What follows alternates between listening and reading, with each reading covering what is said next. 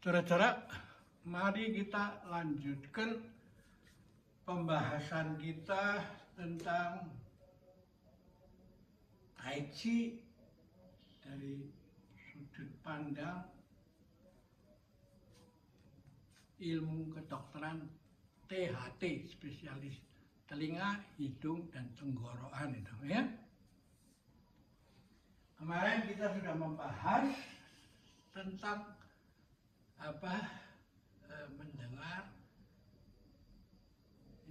mendengarkan dan just hearing itu. Ya,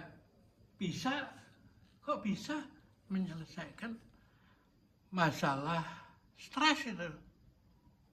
Ya. Apa kaitannya? Kan udah dijelaskan kemarin tak?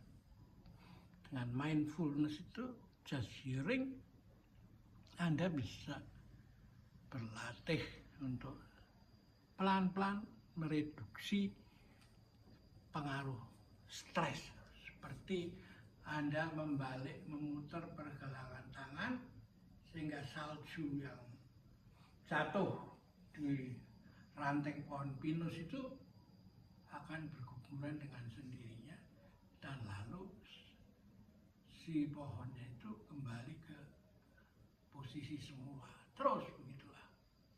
Atau seperti pohon bambu ya, ditarik ke bawah, lalu setelah lepas saljunya dibalik lagi ke tegak di atasnya. Nah, ini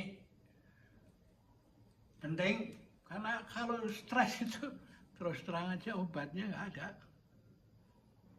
Dia hanya penawar yang dimainkan adalah saraf itu yang mengatur stres itu tuh. Nah, dia hanya bisa diperbaiki oleh latihan itu, terus berlatih. Seperti saudara mau naik pesawat terbang ke airport, dia tahu, wah udah telat ini, waduh udah mepet sampai airport, lihat pengumuman pesawatnya ditunda itu, wah langsung itu deg-degan apa itu, kekhawatiran hilang itu. Nah itu stres hanya bisa diatasi bukan dengan minum pil, tapi dengan berlatih itu, dan itulah Tai Chi itu. Juga kurang tidur juga ya, dengan berlatih Tai Chi sebelum tidur, maka Anda akan bisa mengatasi pelan-pelan. Nah inilah buku saya yang saya tulis sebagai penulis maupun sebagai editor. Jadi saya fasilitasi melalui buku ini sehingga bisa terbit buku yang sebanyak ini. Dan kalau tidak dirubah menjadi talk show podcast ini, maka ilmu ini akan hilang, ya toh? Ya, oke. Nah kita sekarang mau membahas tentang kaitannya ilmu THT dengan leadership itu, ya toh? Kepemimpinan ini lebih kompleks lagi kan. Nah, di dalam latihan mindfulness itu kita dilatih dengan mata tertutup itu, seolah-olah kita orang buta. Nah, mengapa ini penting? Reasoning body of knowledge-nya di mana? Kalau konsentrasi Anda di depan, di belakang lemah. Kalau di atas, di bawah lemah, dan sebaliknya. Di kanan, serangan sesungguhnya datang dari kiri, dan sebagainya itu. Nah, karena itu Anda harus berlatih dengan meletakkan pikiran Anda pada titik tantian itu. Ini yang disebut titik gentongnya atau lautan Chi itu, ya. Nah, kalau Anda bisa begitu, maka Anda bisa membedakan mana yang tipuan dan mana serangan yang sebenarnya itu. Gitu. Karena itu Tai Chi sebenarnya melatih orang menjadi manusia damai itu.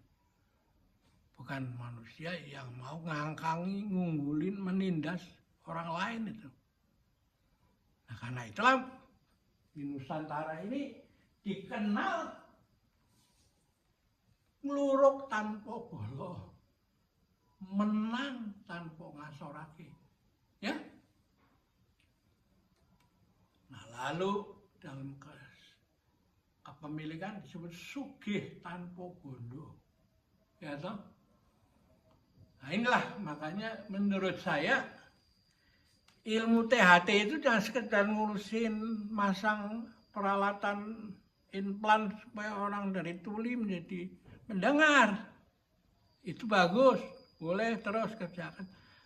Tapi kita harus mensosialisasikan ilmu THT ini, telinga, hidung, dan tenggorokan, ilmu mendengar ini menjadi bagian dari pelatihan pemimpin itu.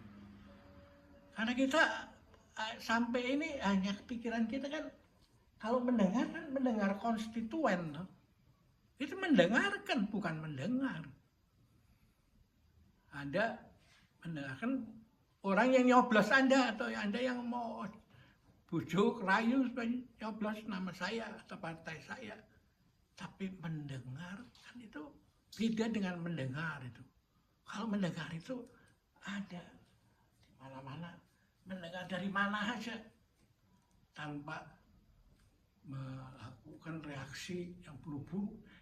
Just hearing itu. Bukan judgment, ini suka, ini nggak suka.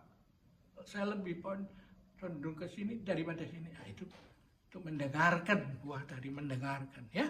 Oke, kita akhirin dulu pertemuan kita kali ini. Sampai jumpa lagi.